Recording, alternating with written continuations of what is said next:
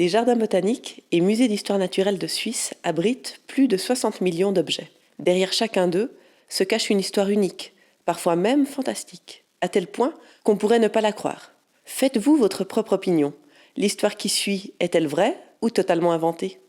Bonjour, vous êtes ici dans les collections de paléontologie du Muséum d'histoire naturelle de la ville de Genève. Aujourd'hui, je vais vous parler de spécimens qui sont très anciens, qui sont arrivés dans nos collections il y a plus de 200 ans, à la fin du XVIIIe siècle. À l'époque, deux naturalistes genevois étaient très intéressés par les fossiles de la région.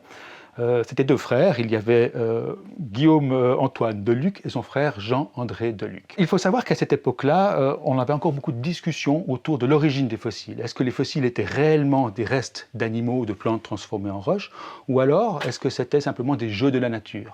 Et par exemple, ces petits piquants en roche là étaient souvent considérés comme le résultat de la foudre qui tombait sur le sol. Donc on ne pensait pas du tout qu'il s'agissait d'animaux transformés en roche. Mais Jean-André Deluc, grâce à la découverte de ce spécimen-ci, qui vient d'Angleterre, a pu dire qu'il s'agissait bien d'un animal. Pourquoi? Parce que ces petits piquants de roche sont en fait associés à une sphère, à une petite boule, qui elle correspond à la carapace d'un oursin.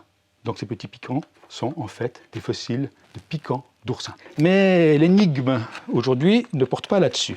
Elle porte sur un autre fossile qui correspond à un coquillage marin. Un coquillage marin qui existe encore dans nos mers de nos jours, qu'on appelle Xenophora ou collectionneur, parce qu'il collectionne à la surface de sa coquille, en quelque sorte, d'autres petits restes ou objets. Ici, il s'agit par exemple de petits restes de coraux, mais ça peut être des galets, ça peut être d'autres coquillages, ça peut être plein d'objets de types différents. À l'époque des frères Deluc, au XVIIIe siècle, on considérait que les montagnes étaient divisées en deux types de montagnes. Il y avait au centre des chaînes de montagnes ce qu'on appelait les montagnes primaires, qui étaient constituées de roches très anciennes, très dures, sans aucun fossile. Ça pouvait être des granites ou des gneiss, des roches de ce type-là.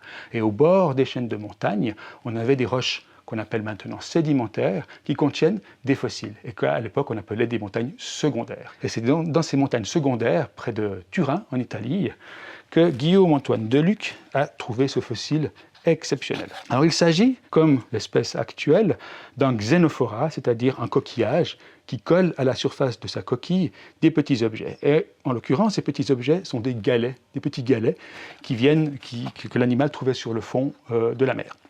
Mais ce qui est très étonnant, c'est que ces galets sont constitués d'une roche qui provenait d'une montagne ancienne, d'une montagne primaire. Donc Jean-André Deluc a dit, mais puisque ces galets sont constitués de roches de montagne primaire, ça veut dire que ces montagnes primaires existaient au moment de la vie de cet animal.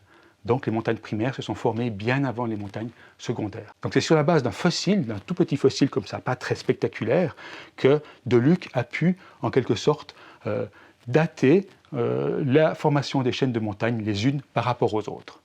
Est-ce que vous croyez que cette histoire est vraie? Jouez avec nous et découvrez d'autres histoires incroyables sur le site fantasticstories.ch. Vous pouvez aussi nous rencontrer lors de la journée des collections d'histoire naturelle. À bientôt!